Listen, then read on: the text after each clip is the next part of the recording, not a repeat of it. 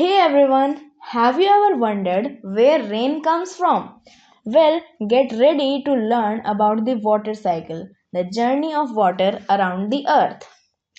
Firstly, we have evaporation, where the sun shines on water, it heats up and turns into water vapor like magic.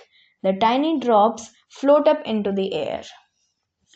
As the water vapor rises up, it cools down and turns into tiny water droplets. These droplets come together and form clouds. That's called condensation.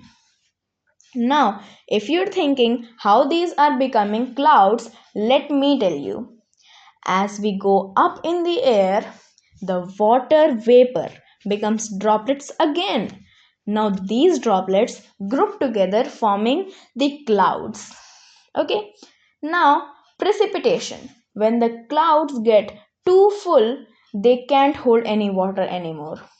So the water falls back to the earth as rain, snow, or hail. This is called precipitation. Finally, all the water collects in rivers, lakes, and oceans. And guess what? The cycle starts all over again. So, concludingly, we can say that's the water cycle.